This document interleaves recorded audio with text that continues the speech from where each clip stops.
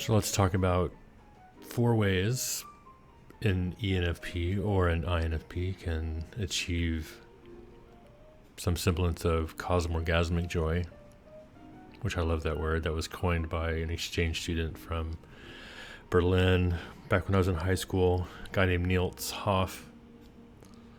He's our professor in Berlin now. But he had an amazing mind. He might have been an ENFP, INTP, I'm not for sure, but he was crazy. Very beatnik guy. We had crazy talks, and we had an exchange student ourselves at the time. He was from Essen, Germany, and that's how I got to meet Niels. But we would have like crazy conversations, and he would just freehand. He was very good with freehand pencil. I remember one time we were talking in our room just about this and that, and he was just freehanding sketching a portrait of Jimi Hendrix. But he can get really detailed, which was so fascinating. But yeah, he was just an incredible artist. But anyways, he would always use the word cosmorgasmic a lot, which I thought was pretty impressive. He was a English speaker second, and to come up with a word like that was pretty impressive. But anyways, let's just get into it though. So the first way, and this is very important, I think, is you got to get off social media, and eventually got to get off your smartphone. Mainly this comes from Sherry Turkle, Reclaiming Conversation, The Power of Talk in the Digital Age.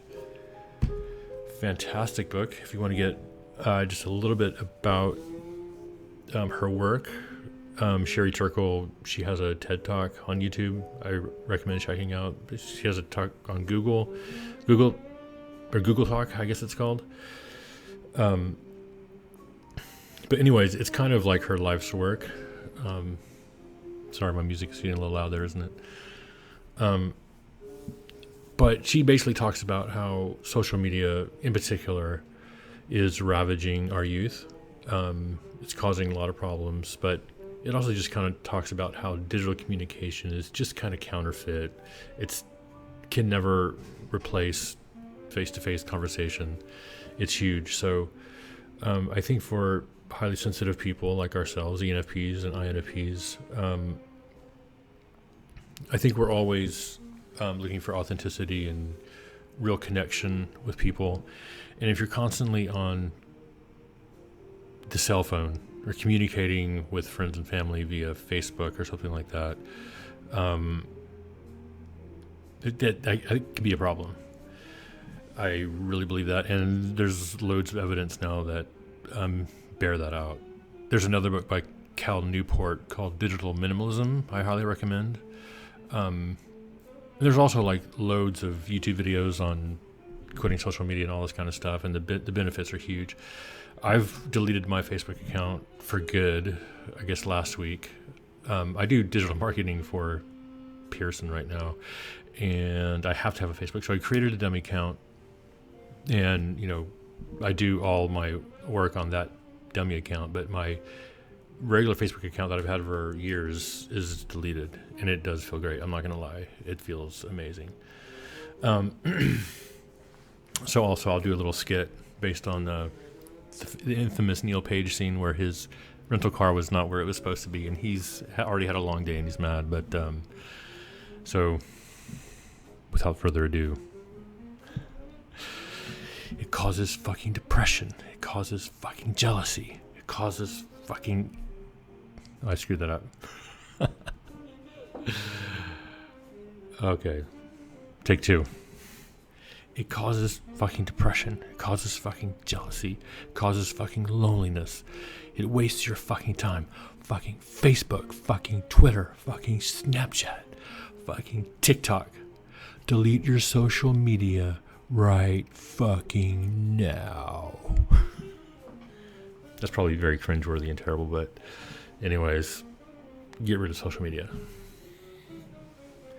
2, taking long walks in the woods or even on a treadmill works, honestly. But I think for sure, long walks in nature are incredibly therapeutic for sensitive types. And I really discovered this. I mean, everyone has heard about, taking long walks is great, healthy, sure. But during like the first couple of months of COVID, I really honestly took a hit. Like the anxiety was like off the charts. And I started watching Dr. Berg videos, and I do recommend Dr. Berg. He's incredible. But he had videos from, pre-COVID talking about how walking can just decimate anxiety and depression. The vitamin D, the way it works with your brain chemistry, literally can get you feeling well. But he also recommends taking like nutritional yeast for B1 vitamins, which also can give you just a huge boost in mood, like in minutes, like literally it's crazy. However, but long walks, when you're out in open space and you can just let your mind go, and it has to be, 45 minutes plus. It can't be like 20-minute walks. It doesn't really count. But certainly, like my go-to is to go to a park. Fortunately, we have some great parks here, with like acreage and woods and all this kind of stuff. And I'll listen to music, like some kind of mellow, mind-expanding, let's say, music. But again, like once you get to the 20-minute mark, if you're walking kind of briskly, like your brain is going to start producing all these happy chemicals, and it's just something you have to experience.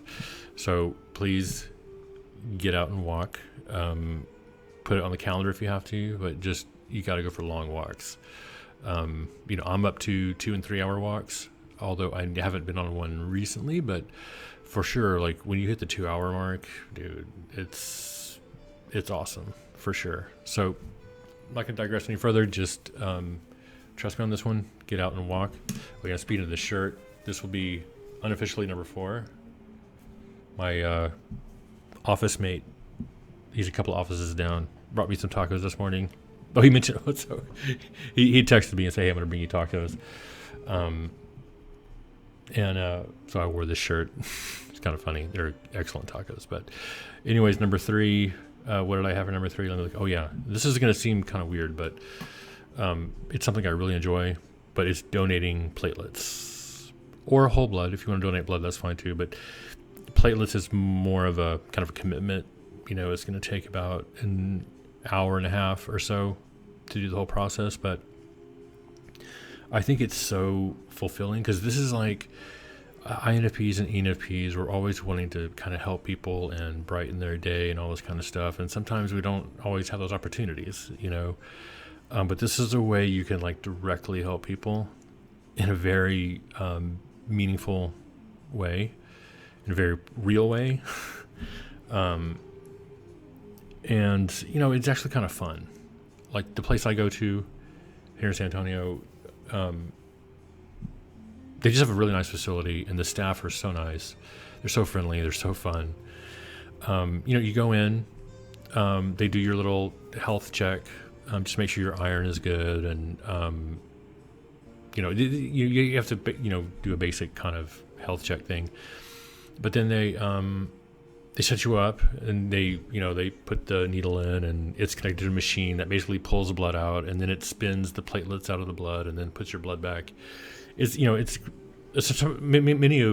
of you probably already have donated platelets, so you know what it's all about. But if you've never done it before, it can be a little nerve-wracking the first time you do it, but it quickly like fades. Once you've done it once or twice, it's no big deal. Like, trust me, they use a super tiny needle that doesn't even hurt. Like one time I didn't even feel it going in. That's how small it is. But anyways, they set you up with a movie. They have like TVs that you pick a movie and you just watch movies while you're going through the donation process. And like I said, but the staff is always really cool, but you always feel good. Like you feel so good when you're done. You will feel a little groggy afterwards, because something about donating platelets, you do feel a little like tired-ish, but it's a really good tired. Like, you did something for someone else. I mean, someone else is going to directly benefit from your donation, You just feel good about it, and it's just really cool. So I do it weekly now. And of course, I do have some motives also. So like they typically will give you something too. Like right now, the place I go to, they have like a points program. So every time you donate platelets, you get like a gift certificate for $20. Wherever, like Barnes and Noble, all the franchise restaurants, all these different places. So, you can do that once a week. I donate once a week now, and I get like a $20 gift certificate to wherever. Actually, because I'm such an air buff. Like when I got Barnes and Noble, I went to Barnes and Noble. I got Airports of the World. I'm such an I did mention it in the previous video. Airliner World. I got these with a gift certificate. It's pretty cool. Yeah, I just love airlines and airports. Go nuts. Anyways, but dude, it makes you feel really good. And it's like I said, it's kind of fun. And even the morning of, like this morning, I was looking forward to it. It's weird. Okay. And the last one is blogging. Blogging is a big passion of mine. I've been blogging for a long, long time now. But it's a deal where you can create a website around a niche that you like, a hobby. Like if you like video games, you can do a video game blog. Cigars, do a cigar blog. You like wine, do a wine blog. Gardening, there's just loads and loads of, any kind of collector, just all kinds of hobbies that you can blog about. And I did actually start another YouTube channel, and I'm probably gonna be doing more content for that channel, more than this one. We'll see, but it's called Your Friendly Blogging Coach Jeremy. Just like super cheese, but yeah, you can find me over there. I'll put a link in the description too, and I'll put links to my different websites, and you can have a look. I'll be honest, like a lot of them are practically shells. There's really not much to them, but I have 2 websites that are pretty fleshed out, and those are actually I outsource the content. Like I try to do as much writing as I can, but just with job and I got an SEO client and family, it's really hard to do a lot of writing on your own. But and I do detail like some of the things you can do to grow a blog pretty fast on my other channel.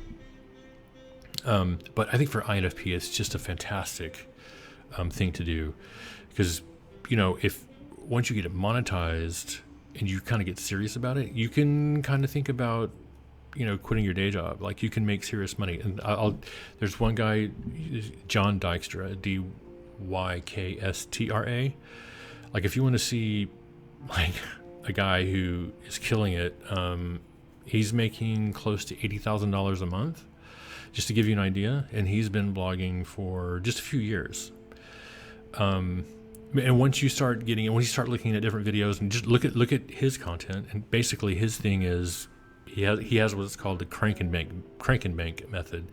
You just get a keyword research tool, okay, and look for keywords around your hobby or niche that has very low competition, and write about it. You're going to get ranked on Google much faster and higher, and which brings in lots of traffic, and you start getting revenue from display ads, which I don't want to go too much into the weeds about all that. You can go to my other channel or look up John Dykstra, or there's bazillion other blogging YouTubers out there. But I think ultimately though, blogging can provide financial independence, which I think is like the holy grail for INFPs. Because there are great fulfilling careers that INFPs can do, but ultimately, imagine you don't have to go to a job and you can go anywhere you want at any time. Think about that. For an INFP, that is nuts. Like constant exploring, constant. There's a term for that. Many of you have probably seen it. It's like digital nomad. Like a lot of younger digital nomads, they go to Chiang Mai, Thailand, because it's just like a big entrepreneurial incubator there. Like it's a whole scene of digital marketing folks and bloggers and e-commerce, business folks and all this kind of stuff. But yeah, it's pretty incredible. And blogging is fun too, because you take something, like say you buy, let's just say, I don't even want to pick a niche, but it's like a seed. You know, you buy the domain and you put your first article or two on it, and it's just this little thing, but it just slowly grows over time and grows. And if you don't give up and just keep plugging at it, after 6-7 months to a year, it just turns into this big blossoming thing that's actually monetized, and you're making money from it, and you're meeting people, and it's for an INFP, like, serious. Every INFP and ENFP should definitely have their own website.